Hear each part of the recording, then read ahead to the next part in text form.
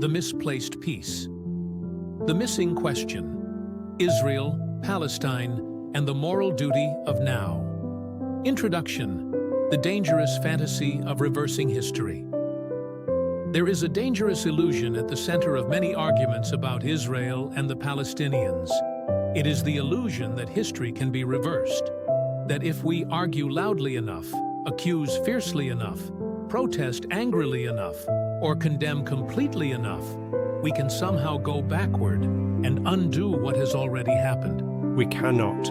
We cannot go back to 1948. We cannot go back to 1967. We cannot go back to the Holocaust. We cannot go back to the wars, the expulsions, the terror attacks, the refugee camps, the failed peace offers, the assassinations, the intifadas, the bombings, the blockades, the tunnels, the rockets, the funerals, the grieving mothers, or the children raised to fear and hate. The past happened. It matters. It must be studied. It must be told honestly. It must not be erased. But the past cannot be changed. And that is where the argument is failing. Because too many people are not asking the one question that actually matters to the living. What is the most truthful response now? Not what response satisfies revenge, not what response wins the debate, not what response flatters one side's ideology, not what response allows one people to declare themselves innocent and the other permanently guilty. The question is, what response today protects life, tells the truth, preserves dignity, and makes peace possible? That is the missing question. And until it becomes the center of the conversation, the conflict will continue to be fed by the same poison, history used not as wisdom, but as a weapon. Part 1. History matters. But history is not a license to destroy. The argument against Israel often begins with history. Israel is called colonial. Israel is called illegitimate. Israel is called an apartheid state. Israel is called genocidal. Israel is accused of being a foreign implant that has no rightful place in the Middle East. On the other side, Israel's defenders answer with history of their own, Jewish indigeneity, ancient connection to the land, centuries of exile, the Holocaust, the failure of Arab states to accept partition, repeated wars against Israel, the expulsion of Jews from Arab countries, terrorism, suicide bombings, rockets, October 7th, the refusal of Hamas and others to accept Israel's existence. Each side reaches backward, each side pulls from history, each side says, look what they did. But here is the problem. History can explain the conflict. History cannot solve it by itself, because the people alive today are not living in 1948. They are not living in 1967. They are not living in ancient history. They are living now. Israeli children are alive now. Palestinian children are alive now. Jewish families are alive now. Arab families are alive now. Hostages, refugees, soldiers, civilians, grieving parents, frightened communities, they are alive now. The living cannot be sacrificed to repair the dead past. That is not justice. That is another tragedy. Part 2. The Great Moral Error. Turning history into erasure. The most dangerous move in the argument happens when historical grievance becomes a demand for elimination. When someone says, Israel was born in injustice, therefore Israel must be destroyed, that is not a peace argument. That is an erasure argument. It takes real Palestinian suffering and turns it into a justification for ending the national life of another people.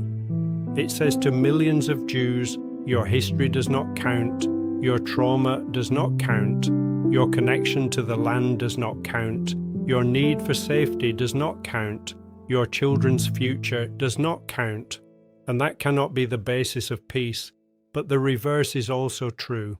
When someone says Palestinian suffering does not matter, Palestinian dignity does not matter, Palestinian self-determination does not matter, or Palestinian civilians are simply the unavoidable cost of Israeli security that also cannot be the basis of peace. That too is a moral failure, because peace cannot be built on the dehumanization of either people. The truth has to be strong enough to hold both realities. Israel has a right to exist. Palestinians have a right to live with dignity, freedom, security, and hope.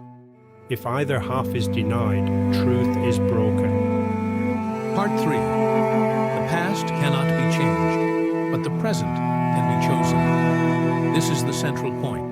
The past cannot be changed, but the present can be chosen. That may sound simple, but it is revolutionary, because most political hatred depends on trapping people in the past. It says, because of what happened before, I am justified in hating now. Because of what they did then, I am justified in destroying now. Because my people suffered, I do not have to see their suffering. Because their side committed wrongs, their children inherit guilt. Because history wounded me, I am free to wound back. That is how hatred survives. It turns memory into permission. But the moral life requires something higher. It requires asking, what does truth require of me now? What does life require of me now? What does peace require of me now? What does responsibility require of me now? This is where the conflict must be reframed, not as who has the better historical claim, but as what response now gives both peoples a future. Part 4. The difference between justice and revenge. Justice and revenge often wear the same mask. Both speak in the language of wrongdoing. Both remember pain. Both demand accountability. Both say the past matters. But they are not the same. Justice seeks repair. Revenge seeks repetition. Justice asks how life can be restored. Revenge asks how pain can be returned. Justice sees the humanity of the victim without denying the humanity of the other. Revenge turns the other into a symbol to be punished. Justice builds, revenge burns. That is why the destruction of Israel cannot be a just answer to Palestinian suffering. And that is why the denial of Palestinian dignity cannot be a just answer to Israeli fear. The moral question is not who has suffered more. The moral question is, how do we stop creating more suffering now? Part 5. The lie that peace comes after the other side disappears. There is one lie that has poisoned this conflict more than any other. It is the lie that peace will come after the other side is gone. Some say peace will come when Israel disappears. Some say peace will come when Palestinian nationalism disappears. Some say peace will come when one side is humiliated into surrender. Some say peace will come when history finally produces a clear winner and a defeated loser. But that is not peace. That is domination, and domination never heals the human spirit. It only plants the next war. A real peace must begin with a harder truth. Neither people is going away. The Jews are not leaving. The Palestinians are not disappearing. Israel is real. Palestinian identity is real. Jewish historical trauma is real. Palestinian suffering is real. Israeli fear is real. Palestinian despair is real. The only question is whether these realities will be used to justify endless war or to force a new moral imagination. That is the choice. Part 6. The algorithm rewards rage, not truth. There is another reason this argument has become so dangerous. The modern world is not just arguing about Israel and Palestine in classrooms, newspapers, synagogues, mosques, churches, universities, and governments. It is arguing through algorithms, and the algorithm does not care whether something is true. It cares whether it keeps people engaged. Outrage spreads, simple slogans spread, accusations spread, images without context spread, historical fragments spread, demonization spreads. The algorithm rewards emotional certainty, not moral complexity. It does not ask, what is the evidence? What assumptions are being made? What facts are missing? What history is being omitted? Is this criticism or is it demonization? Is this a call for justice or a disguised call for elimination? It asks only, will this keep people watching? That is why the missing question matters even more now, because without it, people are pulled into narratives that make them feel righteous while making peace impossible. They are not being guided toward truth. They are being trained into reaction. Part 7. The better question. What is the most truthful response now? So what is the bridge? The bridge is this question. What is the most truthful response now? That question does not erase history. It disciplines history. It says, yes, remember the past. Yes, tell the truth about suffering. Yes, acknowledge injustice. Yes, confront terrorism. Yes, confront cruelty. Yes, confront propaganda. Yes, confront dehumanization. But do not use history as an excuse to destroy the future. A truthful response now must protect life.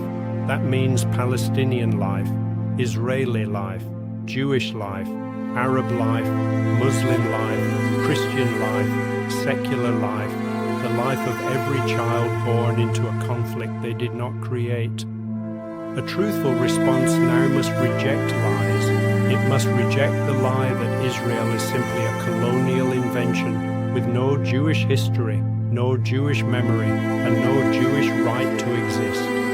It must also reject the lie that Palestinian suffering is irrelevant, exaggerated, or deserved. A truthful response now must reject hatred. It must reject anti-Semitism, disguised as activism. It must reject anti-Arab hatred, disguised as security. It must reject propaganda, disguised as compassion. It must reject slogans that turn human beings into obstacles.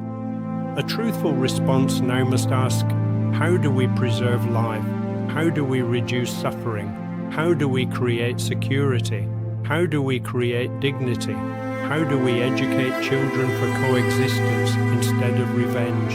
How do we build a future that does not require either people to disappear? That is the moral bridge. Part 8. The choice before the living. Every generation inherits problems it did not create. No generation gets to choose the past it receives, but every generation must choose its response. That is the responsibility of being alive. The Palestinians living today did not personally create every decision made by Arab leaders, Palestinian leaders, Hamas, or prior generations. The Israelis living today did not personally create every decision made by Israeli governments, Zionist leaders, military leaders, or prior generations. But both peoples are now living inside the consequences, and the world is watching. The question is not whether either side can produce a long list of grievances. They can. The question is not whether either side can justify fear. They can. The question is not whether either side can point to graves, wounds, betrayals, and broken promises. They can. The question is, what now? Do we keep feeding the wound? Do we keep teaching children to inherit hatred? Do we keep rewarding leaders and influencers who turn pain into power? Do we keep pretending peace means victory over the other side? Or do we finally ask a higher question? What response now is worthy of life? Part 9. A new moral standard. Here is the standard. Any proposed solution that requires the destruction of Israel is not peace. Any proposed solution that denies Palestinians dignity, safety, freedom, and a future is not peace. Any argument that turns Jews into foreign invaders with no legitimate connection to the land is not truth. Any argument that treats Palestinians as permanent enemies rather than human beings is not truth. Any movement that requires hatred to sustain itself is not justice. Any vision that cannot protect children on both sides is not moral. This is where the conversation must move, away from historical absolutism, away from ideological purity, away from rage, away from slogans, away from the fantasy that if one side suffers enough, the other side will finally be free. The future will not be built by those who win the argument about the past. It will be built by those who answer the present with courage. Part 10. The courage to choose life now. The hardest thing in the world is not to remember pain. People remember pain easily. The hardest thing is to refuse to let pain become your master. That is the challenge facing Israelis. That is the challenge facing Palestinians. That is the challenge facing the world watching from a distance. Can we remember without worshipping revenge? Can we grieve without dehumanizing? Can we demand justice without demanding erasure? Can we tell the truth without turning truth into a weapon? Can we look at the other side and say, "You are not my fantasy. You are not my slogan. You are not merely the sum of what your leaders have done. You are a human being alive now." That is where peace begins, not in forgetting history, but in refusing to become imprisoned by it. Conclusion. The door that only opens now. There is no door back into the past. No one can walk through it. No speech, no protest, no war, no court ruling, no ideology, no slogan, no army, no movement, no influencer, no algorithm can reopen yesterday and rearrange what happened. The past is closed, but the present is open. And that is where the moral responsibility of the living begins. Israelis and Palestinians are not abstractions.